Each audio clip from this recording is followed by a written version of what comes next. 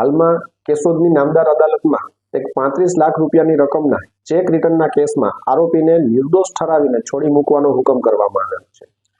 હાલના કેસની વિગતો જોઈએ તો મેંદડા મુકામે રહેતા શ્રી રામભાઈ વરુ વિરુદ્ધ કેશોદ તાલુકાના એક વતની ફરિયાદી બનીને કોર્ટ રૂબરૂ એવી ફરિયાદ દાખલ કરેલી હતી કે રામભાઈએ એમને 35 લાખ રૂપિયાનો મગફળીના વેપાર સંબંધી દેણા પેટે એક ચેક આપેલો હતો અને એ ચેક બેંકમાંથી રિટર્ન થયો અને બાદમાં ફરિયાદીએ કોર્ટમાં જઈને ફરિયાદ દાખલ કરેલી અને રામભાઈને કડક સજા કરવા અને કઠોર દંડ કરવાની રજૂઆતો કરવામાં આવેલી હતી. આરોપી તરફે વકીલ તરીકે હું રોકાયેલ હતો અને ચાલુ કેસમાં એવી હકીકતો કે કોર્ટ રૂબરૂ આવેલી હતી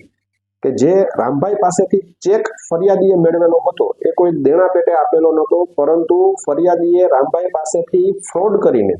છેતરપિંડી કરીને, અન્ય રીતે ચેક મેળવીને એમાં 35 લાખ રૂપિયા જેવડી મોટી રકમ નાખીને કોર્ટમાં ફરિયાદ દાખલ કરેલી હતી કે જેથી કરીને રામભાઈને પૈસા ચૂકવવા માટે મજબૂર કરી શકાય. પણ રામભાઈએ સત્યને સાથે રાખીને લડાઈ કરી અને છેલ્લે જે કોર્ટમાં બંને પક્ષોની દલીલો થઈ, બંને પક્ષોના જે પુરાવાઓ રજૂ થયા, એમાં એવી હકીકતો ખુલવા પામેલી હતી કે ફરિયાદીને જે ચેક કોર્ટમાં દાખલ કરેલો હતો